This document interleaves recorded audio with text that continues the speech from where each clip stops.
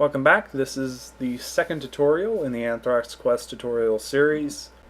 This tutorial is going to focus on quest givers. To start out, the quest givers are the NPCs that hand you the quests, and they are not actually created by this plugin. The NPCs themselves are created by the Citizens plugin for Bucket. I will show you a little bit of how to create the NPCs in the game, if you don't already know how to do that. And then once they're created, the Citizens plugin has absolutely nothing else to do with setting up the quest givers. The only other thing the Citizens plugin does is relay the right-click information when you right-click an NPC to the plugin, but that has nothing to do with setting up the quest givers. So to start out, what we need to do is we need to specify that an NPC is in fact a quest giver in the first place. So when an NPC is clicked, it's going to go through a list of quest givers, and if it finds its name, it's going to start looking through its list of starting and ending quests to see if any match the user. To do this, all we have to do is put the name of the NPC. Now, if you recall from our previous tutorial, when creating our first quest, our NPC's name was Albert. We're going to stick with that same name, and to do this, all we put is Albert, colon, and then you hit enter and tab. The first tag that we need to put in here is called order. Order can have the values of either 0 or 1. If you set it to 0, then the quest giver will give out the quests in a sequential order, meaning if you have them handing out quests 2, 5, 20, and 34, they're going to hand them out in the order 2, 5, 20, and 34. Now, it has nothing to do with the actual numbers. You could have 7, 5, 9, 3 as the order, and it would hand them out as 7, 5, 9, 3. It's whatever order you put them in the file. It will go in that same exact order when handing them out and checking to turn them in. It really only matters for handing out quests. Now, the other option is to set it to 1. If it's set to 1, the plugin will go through the quest giver's available starting quests, see which ones have satisfied their prerequisite, and pick one of those at random to hand out to the user. Now, this was originally designed so we could do random daily quests and only have the quest giver give out one random daily quest a day, but that hasn't been fully implemented, as the quest giver will just end up randomly giving you all the quests if you keep clicking on them. He won't stop right after one.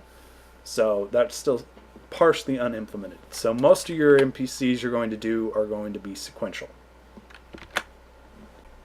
The next tag that we need here is the starts tag. Now, this will be a list of all the quests that the quest giver can hand out. So in this case, we just have one quest, and you set it up like this. Now, I realize that the left-hand side and the right-hand side are saying the same thing. However, there was no other way to set up a list in here without having two different values, one on the left, one on the right. So in this case, the right-hand side is basically ignored, but it has to be a number, so just make it the same as the left-hand side. Now, when you do this in-game, it will automatically set all this up for you. So if this is confusing at all, you can do it all in-game through in-game commands, and I will show you that here shortly. Now, there's one more tag that we need, and that's the ends tag. Just like with the starts tag, it's the same type of list. In this case, we have them starting and ending quest number 1. Now, both of these lists can be as long as you want them to be or as short as you want them to be. Since they're different lists, you can have an NPC start a quest and a different NPC end it. Or you could have a quest started from entering a location, a region maybe, and then having it turned in at a certain NPC. That is pretty much it for setting up the single quest. I will show you how to do this in-game and then what the end result is. Here we are back again, and I'm going to show you this time how to set up the quest givers in-game. Now, this is done through the command line with a simple command. Now, to figure out exactly how to write the command, you can just do /aqgiver, and it will explain to you exactly how to set it up. So actually ignore what it says ignore this up here because I had to make some changes, so the command actually changed. It is now this: /AQGiver, the name of the NPC, whether you want to add or remove this quest, whether you want them to start or end the quest, and what the quest ID is. So in this case, let's do /AQGiver Albert add start 1. So it successfully added it. So now if we go up and we right click on him, there we have our quest.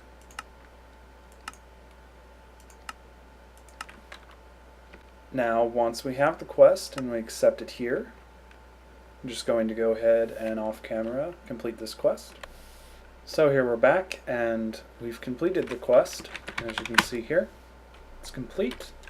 Now when we go and try to right click on him though, nothing happens yet because we haven't added the ending quest part to him yet. So we do that through doing AQGiver Albert add end 1. And all of a sudden it works. And there you go.